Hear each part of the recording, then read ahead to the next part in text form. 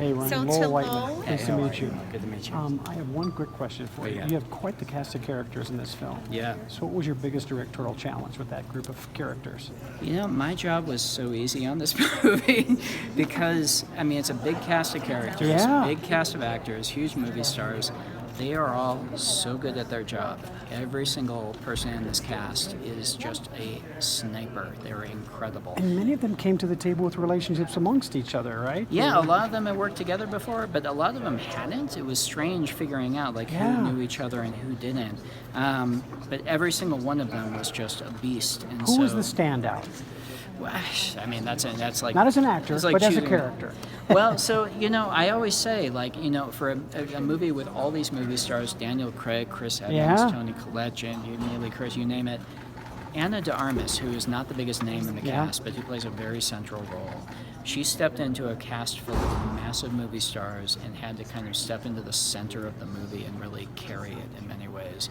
And she did an extraordinary job. I'm really excited for audiences. So to see Daniel it. was the first to show up, but she He was the was. first to deliver, it sounds like. Well, everybody delivered. That's the thing. No, Daniel was the first one on board. He's the reason Yeah. the movie got made, and Yeah. the movie is, I mean, you'll see he's having so much fun in this movie. If people only know him from seeing him as James Bond, they are going to just like be dazzled by him in this film because he's having the time of his I'm looking life. forward to it. I can't Thank wait you for you so to see much. it, man. I hope you enjoy Thank it. you. I will. Thank you. And Yeah. next is George. Nice Hey, to meet you, George, Ryan. how I are wasn't ya? expecting to ask you a question, but thank you. Yeah, pull something out. You got it. Let's Yeah, see it. well, as a Denver native, I was just, wondering what advice would you give to like filmmakers like myself who Yeah. live in Denver and maybe wanted to get their, foot in the door Yeah. in Hollywood and whatnot. What advice would you give to, fellow filmmakers? I mean, honestly, the best advice may sound frustrating, but it's actually the best advice, which is to don't think about how to break into the industry. Don't think about how to get an agent. Don't think about any of that practical stuff. The only thing you should think of and focus on is making your own movies and developing your voice and finding what you want to say and getting better and better at saying it. And if you do that and just keep doing that and keep getting your stuff out there however you can, just keep getting it out there, then all that other stuff, it's going to come to you in different ways. It's going to not. Whatever happened is going to happen, but don't stress out thinking I have to figure out my way into the industry. You have to figure out who you are as a filmmaker, and everything else will follow. Gotcha. Thank you, Ryan. All right, man. Yeah, absolutely.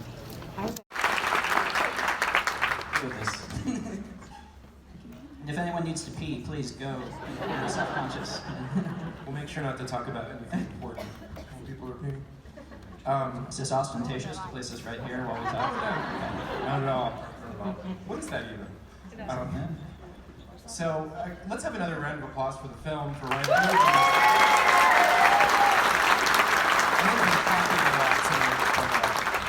It seems deserved. So I was just asking you backstage how many times you've seen that with an audience. Do you get something different out of it or notice something different each time? Yeah, absolutely. Every audience is a little different, but it's really fun to watch. And it was so much fun. I sat through the movie tonight. It was so much fun to watch it with you guys. Thank you guys again for coming. So let's talk a little bit about the film, the idea behind it. When did that start germinating, and how did you develop it? So I grew up reading Agatha Christie books, and I wanted to do a whodunit forever. And about 10 years ago, I had the basic idea for this. It had been percolating for a while, but it was just last January that I sat down to finally write it, and it came together incredibly quick, actually. And I haven't read a lot of press you've done for this, so maybe this is something you've talked about and I just haven't seen it, or maybe it's an assumption I'm making. Did it feel like a big weight off after the last few years of Star Wars stuff to do something like this? Not really a weight off, no. The last movie I made was a Star Wars movie, and I had the time of my life making it, and honestly, I feel like people never believe me when I tell them that it didn't feel like a tremendous pressure. It was actually just a joyful, really personal, creative experience. It was actually pretty wonderful. So it wasn't like I was like, oh, thank God I'm under that Star Wars weight. I can do something fun finally. I had a great time doing that. But the nice thing about this was it is totally different, obviously.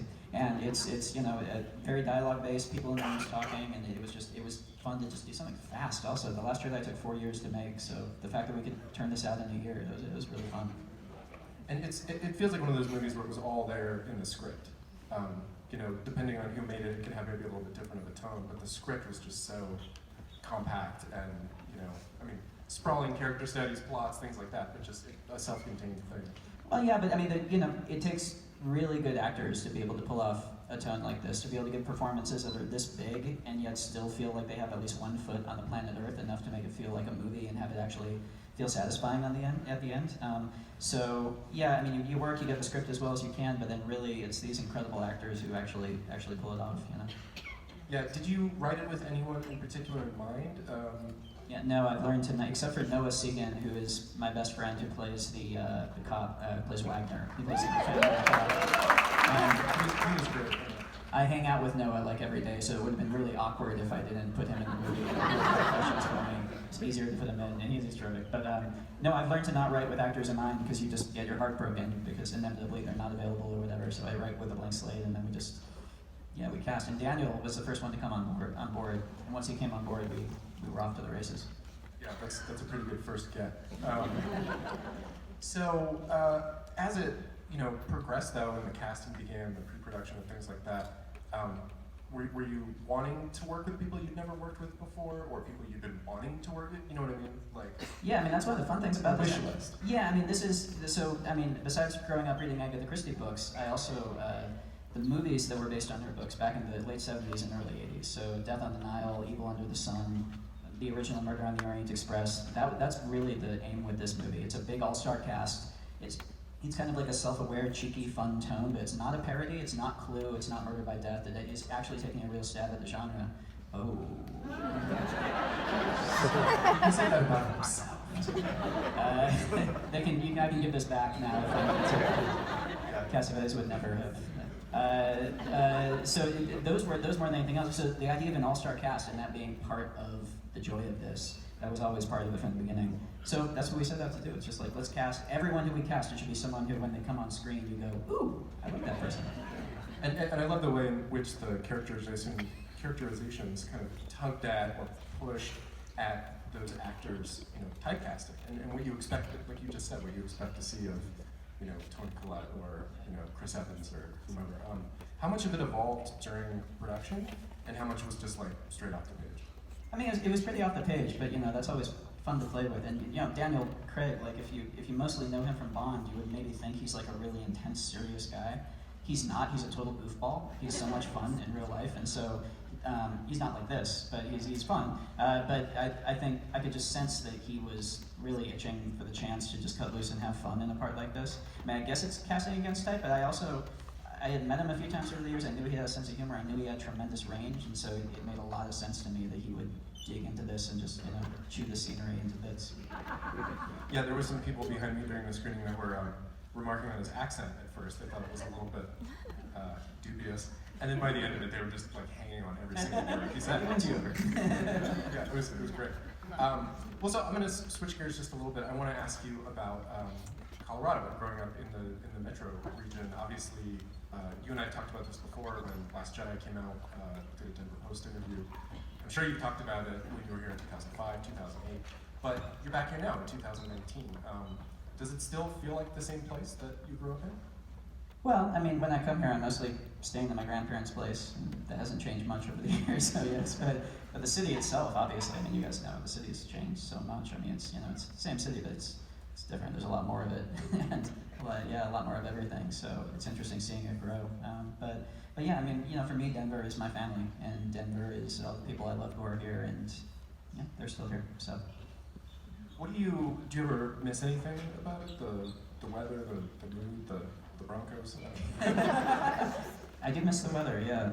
Although I have the luxury of missing the weather, living in LA where I don't have to shovel snow. It's very easy for people who live in just the 300 days of sunshine a year to say they miss the cold. I know it's tougher to live in it. I do miss the snow. I miss skiing. But again, mostly I miss my family. I'm not just saying that because they're sitting right there. Of course not. No, it's totally genuine. Well, and then what's the value to you of events like this, besides getting to see your work with an audience, seeing how an audience responds before it's in the general wide release? What do you like about festivals? I Or hate about festivals, I don't know. I love festivals. No, and it's funny. I mean, you know, the thing that I really love about them, I don't get to experience, but you guys do, and so you guys are really lucky. Because when you're here with a movie, you're in and out in a couple of days, and I'm doing interviews all day long, which is fun. But yeah, I don't get to see movies. And to see the lineup that's at festivals like this, and to see it with crowds who you know that they're there because you guys are here because you love movies. You're sitting here all night long because you just love movies, and you're going to come to the festival because you love them.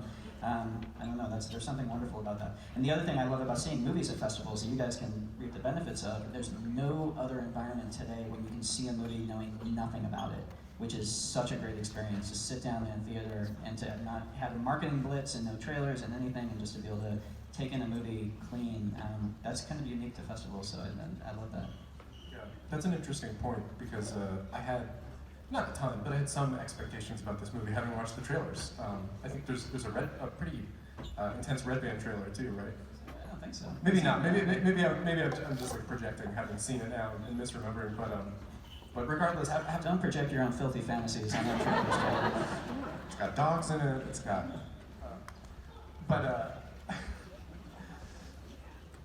How involved with the trailers are you? Do you care that much? Do you want to give much away? I mean, with a movie like this, it would be difficult to give a ton away. But. Yeah, I want to give away as little as possible in the trailers. And I always tell people, if you know you're going to see the movie, don't see the trailer. And I try not, if there's a movie I really know I'm going to see, Parasite, which is Parasite screening here? It is, yeah, it's here at the festival. Oh my god, guys, if you can see Parasite, do it. It's incredible. But that's an example of a movie where I avoided all trailers, to the point where if one came on in the theater, I would cover my ears and go la la la la la to dodge it. And there are some movies that really benefit from them, nothing. Well, I mean, like you said earlier, you've taken so many steps in the genre with this film.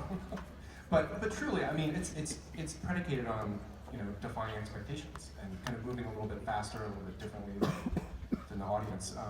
Was there any one particular book, film? I mean, you mentioned Agatha Christie and some of her film adaptations. But was there a reigning influence on Knives Out? It was Christie, yeah, and it was the totality of her work. And that's something that Christie, I mean, it always, whenever people, you know, say, oh, to do a modern whodunit, you have to turn it on its head, or you have to do something crazy, which I guess we're kind of doing this, but the truth is Christie dunks all of us in that regard. Christie was doing that with every single book, yeah. And she was, some of her earliest work, like The Murder of Roger Ackroyd, which was one of her very first hits, she did such an audacious twist. I'm not going to spoil it for anyone here. It was so audacious that fans at the time, like the equivalent of Reddit, was pissed off and saying, like, you can't do that, that cheats. And Chrissy didn't care, man. She would pull every stop out to try and like keep you guessing and to keep you entertained. So in my mind, this is just kind of, you know, probably a pale imitation of what she was doing. She was really the master. Well, I love the synthesis of you know, the Christie influence, other influences in the genre, and just bracingly contemporary stuff. You know, Instagram references, alt-right trolls, things like that. I mean, you're still on Twitter, which is kind of insane after having directed a Star Wars film and all the things that go with that.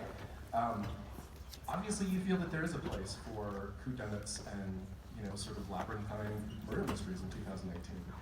Yeah, I mean, part of the appeal of this for me was setting it in 2019. And to me, that meant not just giving it, you know, giving the people cell phones and giving them modern dress and putting a modern skin on it. To me, that meant really engaging with the culture right now, which again is what Christie did. You know, I think we tend to think of her books as these kind of gilded, timeless things encased in amber. The truth is, she was writing character types that were incredibly contemporary and very plugged into the culture when she was writing. And so the idea to do that right now seemed only fair, as opposed to just kind of doing a modernized version of, you know, Colonel Mustard and Professor Plum. The idea of really, okay, we're going to do this, let's create characters that we would recognize from today that could only exist today. And let's really plug into what everyone's actually arguing about after a couple of glasses of wine with their families.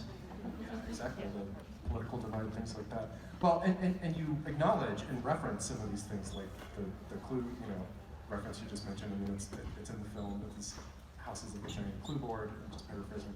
And there's a few other things like that, but you find a balance of not being too self-conscious about it. You know, you've internalized a lot of the last few years of culture and your own experience in filmmaking.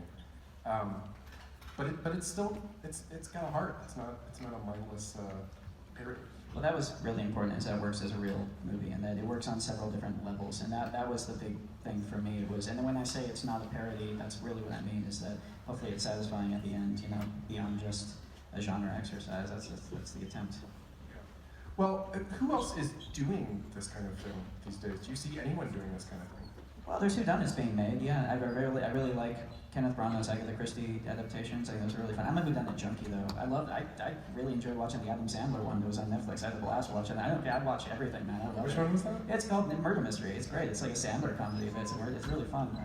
There was a great ABC Murders recently with John Malkovich. There was a really terrific Crooked House with Glenn Close recently. I'm literally a junkie. Like, I'm just like huddled in the corner smoking murder mysteries. That's like my comfort food. Tapping your hands. Well, yeah, I ask because I don't see much like this. I feel like, and you know, if you dig hard enough, you can find anything you want. It's mostly on TV. The theatrical space has gotten a little sparser, and God, I hope that turns around because it's such a fun genre, you know. Well, and some of your other work too, most of your other work has some of those qualities of being like, kind of like a jewel box, you know, intricately designed and elaborate and self-contained. And that's sort of the goal for most films, right? And a lot of narrative works of art. But I think you absolutely achieved it in this. Thank you, Jim. You're welcome. Thank you, guys. Thank you guys so much for coming tonight. Is there anything else you wanted to say to the audience now that we have them here? No, I know we've all been sitting here a while, so I just really want to thank you guys again for coming. I hope you enjoyed the movie. It's supposed to, above and beyond everything that we've been talking about, it's supposed to be a good time. So if you had a good time watching it, tell your friends. Let's do it one more time.